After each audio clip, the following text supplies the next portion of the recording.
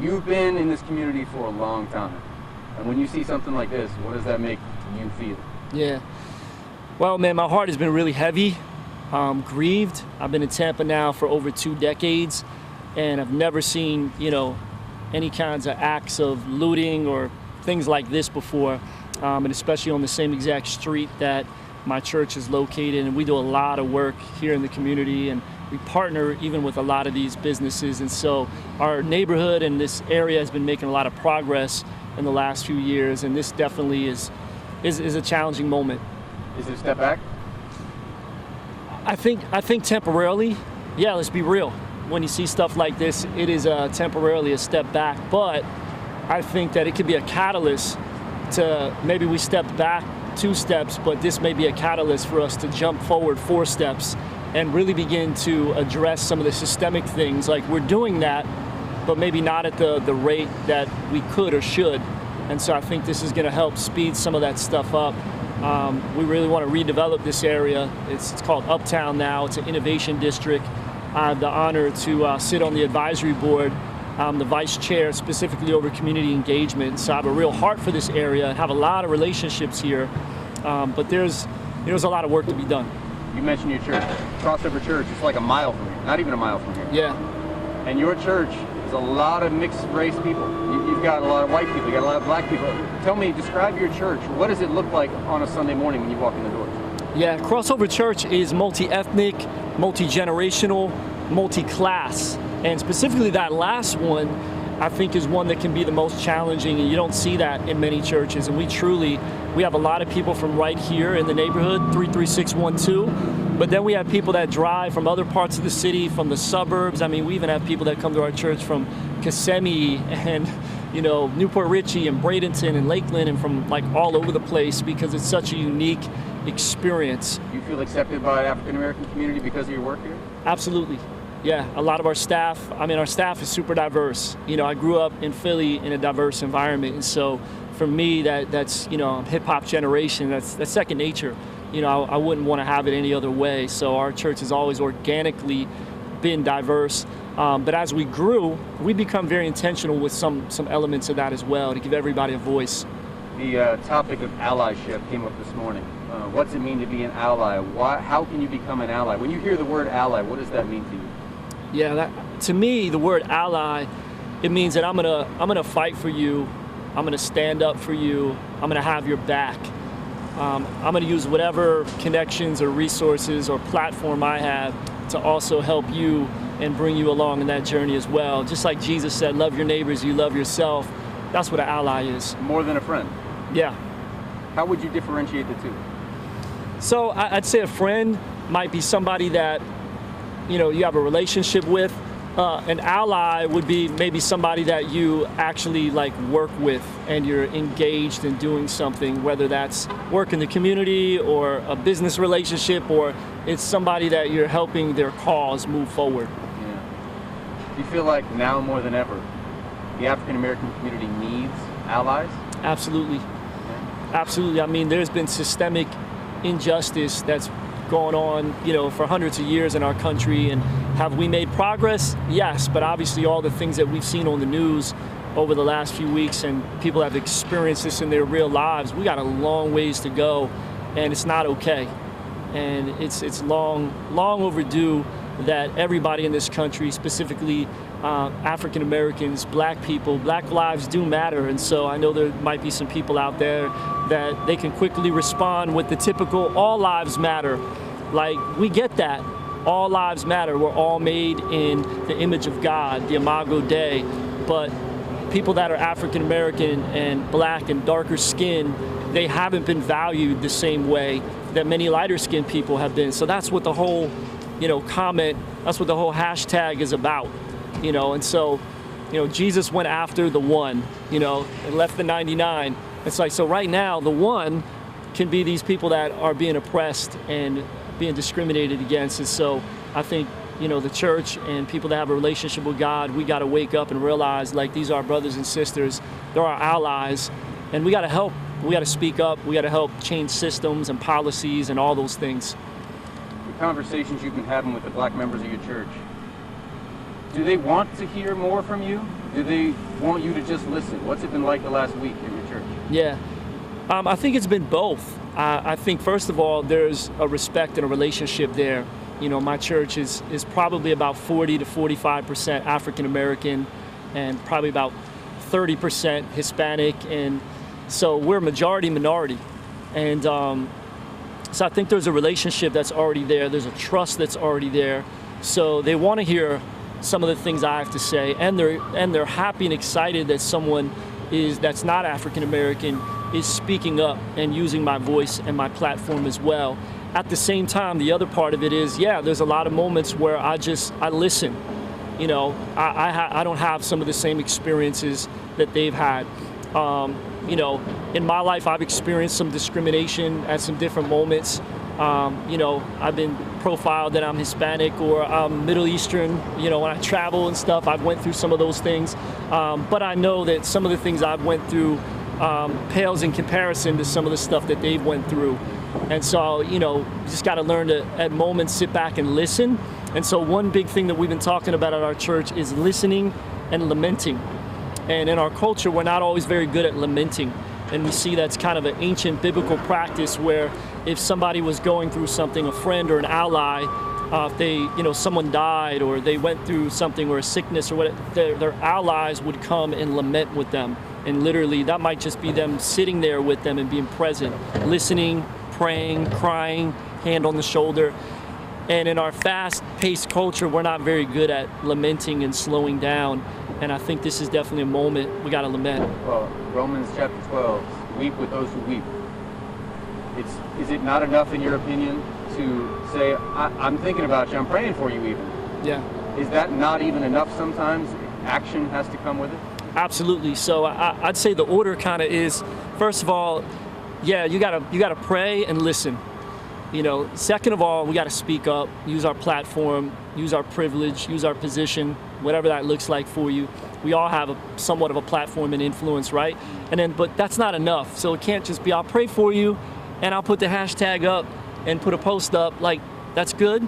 But then the third part is action. Like what can we really do to bring lasting change and attack some of the systems where there is inequality, whether that's with policing or whether that's with education or healthcare or business or entrepreneurship or financial literacy.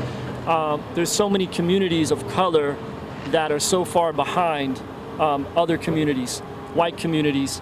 And so, we got to lift up our brothers and sisters and we got to give it opportunities. And that's really what we're trying to do here in this neighborhood in Uptown. This is not meant to be a disrespectful question. It's meant to be an elementary question. Yeah. And maybe there's not a simple elementary answer, but it's a simple question. Why do Black Lives Matter? Yeah, I'd simply go back to, Genesis 1:27. We're all made in the image of God. So everybody matters. Yes, we know that. But Black lives have not been treated the same way that white lives have been treated. And so that's injustice. That makes God's heart break. And for me, someone that's a faith leader, I want my heart to break for the things that God's heart breaks for. And these are my friends, these are my family, these are my allies, these are my brothers and sisters. And I want to step up and do whatever I can. So they're valued, they know that their worth is just as much as mine or anybody else. So if you're someone in the community, we'll say a white man in the community, and you are a friend, you're there for somebody, you are a friend, but you're not yet an ally to someone in the Black community or any community. Yeah. What action should they take to become an ally as you've done? Yeah, I think it all starts with relationships. And as you get to know that person as you're a friend, you can find out, what are the areas that you need help in? What are your dreams? What are your aspirations? What are your goals? What are you good at? Let me help you if I can. And there's ways that person can help you. There's many people that are younger than me or may not be as experienced in certain areas as me, and I'm always learning from them. And so I think that's what a good mentor or good ally is always looking to say, what can I learn from you? Because it never should be just a one-way communication or conversation.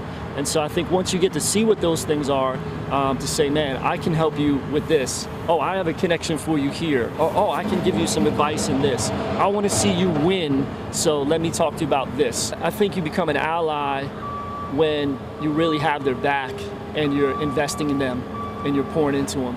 Because a casual friend or someone that's an acquaintance, you can see them and give them a high five or say hello and ask a few surface questions. How you been? How's your family? And then you keep it moving. There's not really an impact or an investment you make in someone necessarily when it's just a surface level, relationship. But when you cross that line, when you start to say, hey, let me take you out to lunch. Let me spend some time with you. Let me show you this. I want to hear your story. It might just simply be that. Like, hey, I want to hear your story. I want to listen and try to understand, where you're at, and then see how can I help you. One thing that I think of as a person of faith like yourself, one thing that comes to mind for me is thinking of others as greater than yourself, to humble yourself so that we don't put ourselves up here, because once we start doing that, everybody has to fall below. Yeah. But if you take that humble position and see others as greater than yourselves, then you have to look up to someone else for friendship, for advice, for whatever it is. Yeah. Do we see too little of that? Have we gotten to be too selfish as a society all over the country, and maybe even the world? Yeah, absolutely. That's Philippians 2:3. That's one of my go-to verses that I talk about regularly, and I think that's just our selfish human nature. We want to kind of push to the top for ourselves and succeed and move forward, and unfortunately, when people don't have a relationship with God, many times that the greed can go to the next level, and it's by all means necessary. I'll climb up the ladder, but when you have a relationship with God and you're trying to incorporate parts of the scripture like that can be difficult parts of the scripture, even like the love your neighbor as you love yourself. Like, it's easy to say that, and it's easy to say I love my neighbor, but do you really love them as much as you love yourself? Do you want to see them succeed as much as you? Do you want to see them reach their dreams and have a healthy marriage and a healthy family? Do you want to see their kids be able to go to college? And because if you want that for them, then it's going to take a different level of investing and being an ally and pouring into them, and that takes time, that takes energy. And many times when we're so individualistically focused and we're selfish and we're busy, and busy can be one of the worst enemies, right? We're too busy to help anyone because we're just trying to hustle and do our own thing. But to slow down a little bit, and I think this whole COVID thing has slowed all of us down, quite a bit, to step back and reflect and pause and press the reset button. Yeah, I agree with you. One or two more for you. Yeah. We're sitting here in the parking lot where a week ago or so there was a business here, there was a restaurant here, and now it's just rubble, and it's burned, and you can still smell it. Yeah. When all this was going on, a mile from your church, what was going through your mind when you were seeing your community burning? Yeah, my heart was broken. I mean, we're just literally 2 blocks up the street, and as we were watching this, we were shocked. Our hearts were heavy. And speaking of allies, like Saigon Bay, those are people that have been our allies. We have a relationship with them. I've eaten there many times, but the last couple of weeks, the Innovation District has come together and put together a fund for restaurants that are locally owned, because they've all been hit by COVID, and so their business has been less. And so we want to help them and give them more business and keep their employees working, and we don't want anyone to go bankrupt and close. And so this fund has been created, and they're one of our community allies, one of our partners that we said we want to buy meals from you and then get them to hungry people that need food in the community. So the last couple of weeks we've been doing this. So let me rewind. So the last couple of months, we've been doing this relationship and partnership with Feeding Tampa Bay, a grocery drive-through in our parking lot at the church. We've given away food to a couple thousand families now. They're a great ally. Shout out to Feeding Tampa Bay.